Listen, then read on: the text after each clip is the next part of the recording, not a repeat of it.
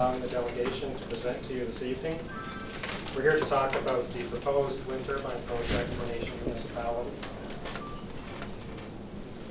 My name is Steve Dick. I'm a resident of Nation Municipality, have been for 26 years.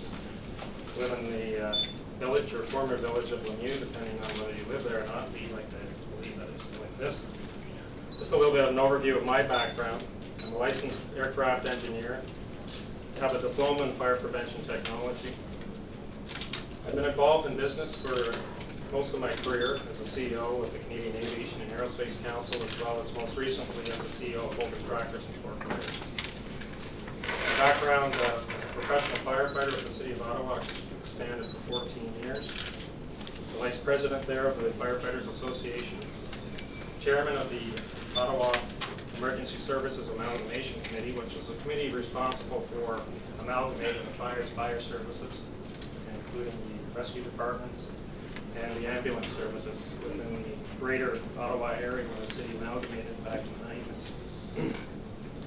Been a member of the Ottawa Fire Department Strategic Planning Committee, a training officer here in South Plantagenet. I've also enjoyed with my family farming in the community. We have a farm in Lemieux, and along with my wife and my son, I farmed there for over 12 years. And I played an active role as the president of the National Farmers Union, as well as the vice president of the Practical Farmers of Ontario. Sat on a number of boards and committees, including the Conference Board of Canada, as well as a number, but I won't bore you with those details. More importantly, we're here to talk about the proposed wind turbine project here in Nation Municipality. We've put the agenda together in 7 parts. The first will be about the Save the Nation group here, which is really just a collective of the residents of this municipality. We'll give you a bit of an update on what's going on from our vantage point.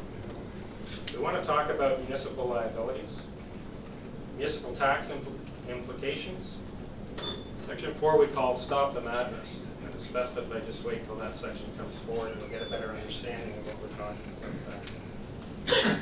Trust and integrity, next steps, and of course a question session for the council to ask questions. When the people fear the government, there is tyranny. When the government fears the people, there is liberty. Mr. Thomas Jefferson. Section 1, we're going to deal with petition presentation. What the farmers say, both provincially and locally here in the community. Provincial update about what's going on in the province with regard to wind development, as well as a global update on wind development. At this time, I'd like to ask Mr. Leslie Howard to come forward and present the petition on behalf of the residents of Nation Municipality to the Council.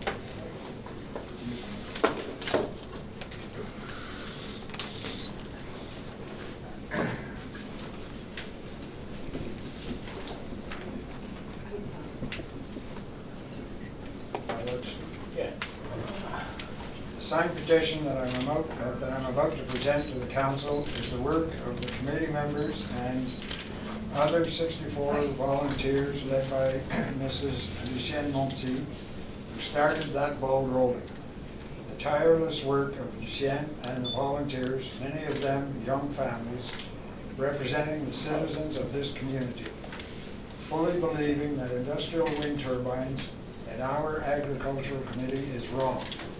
The citizens not only signed the petition, but many of them also brought lawn signs to show their disapproval of the wind turbine projects for the nation. As of today, there are over 1,000 lawn signs prominently displayed in the front of houses. In a very short period of time, the volunteers attempted to reach the whole community. Many in the west section of the nation didn't think the wind turbines would affect them. They were soon given the truth about them, and almost all of those people did sign the petition. Due to the time constraints, our volunteers were not able to visit all the areas of the nation. Mr. Mayor and Council, this petition has been signed by just under 3,000 adult residents of the Nation municipality. Thank you. Give it to Mrs. McLean, please. Thank you. Thank you, Wes. Just a little further on that, Mr. Chairman. The committee was quite concerned about not overly involving the children in the community. They feel this is an adult issue that needs to be dealt with principally by the adults in the community.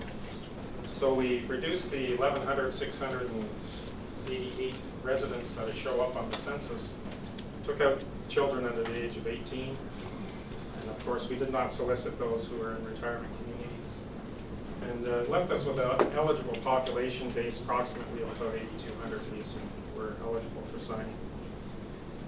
The sign-up rate hit 85% of all those who were approached, who are opposed to the industrial turbines in Nation municipality. So I think it's a pretty powerful message from the community on their position on this issue. So what are the farmers saying? Ontario farmers say no. The Ontario Federation of Agriculture, which I'm sure you're all very familiar with, I'm a member myself, called on the government to suspend wind turbine development in Ontario back in 2012, the Guelph Conference. Yet escalating concerns about industrial wind turbines has prompted the Ontario Federation of Agriculture to urge the provincial government to suspend further development until farm families and rural residents are assured that their interests are adequately protected. Those farmers, I can tell you, felt very much the way the people in this community do. But there are a lot of concerns that need to be addressed before we move forward with any of these projects. I can tell you, as a member of the OFA for some time, it's very difficult for them to take a position on an issue like this publicly and this strongly. So for them to be able to do so, it's a very powerful message. What about our own community? Ontario farmers in our own community also say no. I would like to call upon Mr. Andre Castonguay, third generation farmer here in Nation municipality, to speak on behalf of the Nation farmers. Mr. Castonguay.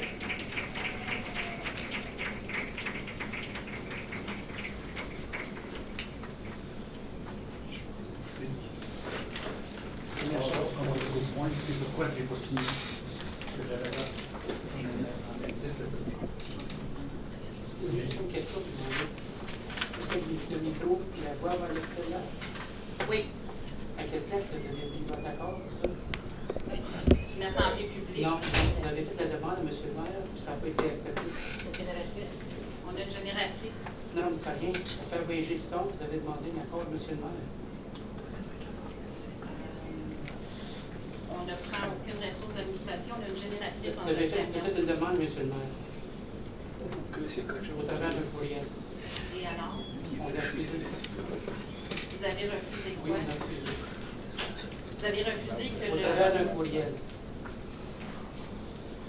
Donc, vous refusez que les Non, non, c'est ça. citoyens entendent ce qui Je se me demande passe. que vous avez été par-dessus un courriel qu'on a refusé. Je pense que le refus était pour se brancher, pour qu'on utilise l'électricité de la municipalité que nous payons d'ailleurs, mais c'est bon. Non, c'était pas une question. C'était pas le prix de l'électricité. OK. Bien, Monsieur le maire, on a demandé d'avoir cette réunion dans un lieu public qui pouvait accommoder assez de gens, ça a été refusé. On a demandé d'avoir cette réunion-là quand on vient à vous, ça a été refusé. Alors, on s'est organisé pour les gens Madame ici Leroux, avant. on a un endroit public ici. Excusez-nous parce que c'est limité les espaces. D'accord. Mais il n'y a personne qui a été refusé un endroit pour avoir votre délégation. Une délégation, c'est une délégation. Ouais, ouais. Il est là pour représenter un Ouais. Est-ce? Alors, Monsieur Laflèche, il y a de la misère avec le micro, les autres conseillers. Parce que la raison aussi, on n'est pas une salle de spectacle. C'est pas un spectacle. Non, mais ça ressemble à ça. Tellement ça ressemblait à ça pour moi. Okay. Mr. Chair? Yes. Just got clarification on this issue. Can I get clarification on Okay, this. no, they had made a request if they could be having a microphone in here, and we refused that. We refused that microphone. Okay. For, Because it's still a delegation. It's getting to be a little bit like not a circus, but a sideshow. We're willing to accept a delegations. We are limited in the space we have. And we just told us that we were refusing to meet them in a public place. And that was not the case. This is where we have our council meetings, and this is where the meeting. Okay. If we can, Monsieur André, on va continuer avec vous. OK. La raison, aujourd'hui, il y a beaucoup de gens ici qui n'ont pas signé. Pourquoi que je n'ai pas signé? Je vais vous dire pourquoi je n'ai pas signé. Premièrement, ça ne convenait pas à mes terres agricoles. J'ai travaillé pour les bâtir, je ne voulais pas les détruire. Ça, c'est la première raison que je n'ai pas signé. La deuxième raison, c'était le contrat qu'on nous a donné. C'est un contrat qui est volumineux, qui est loin d'être clair pour les agriculteurs. Puis, en plus, tu donnes accès à des terres. Donc, il n'y a rien de clair dans ce contrat-là. Puis, il n'était pas question que j'embarque dans des contrats qui n'étaient pas clairs.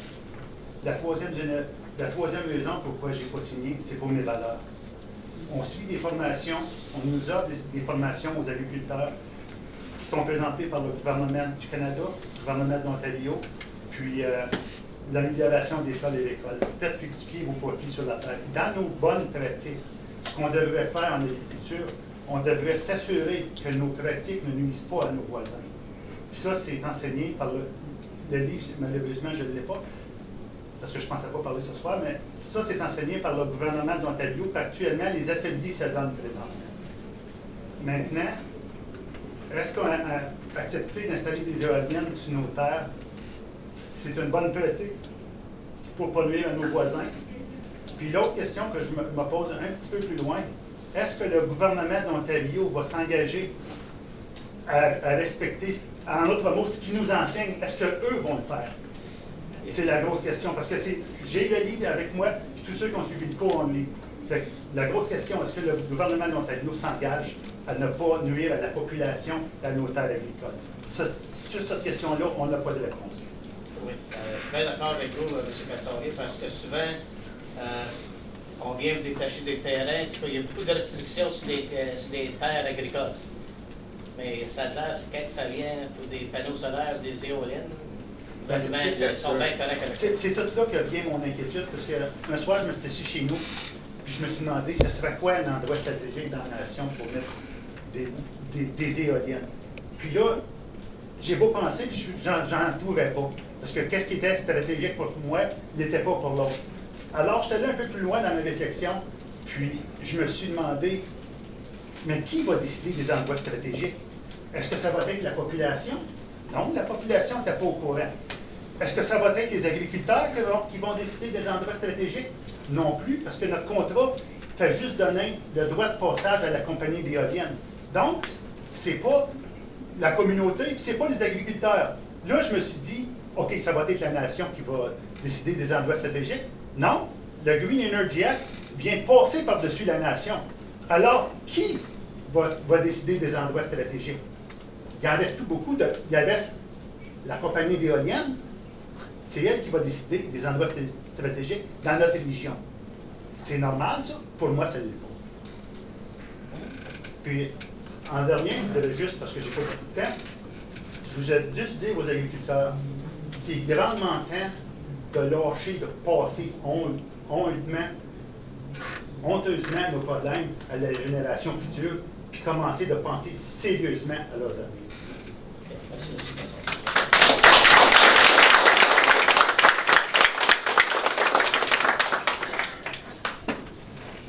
Thank you, Mr. Castlegate.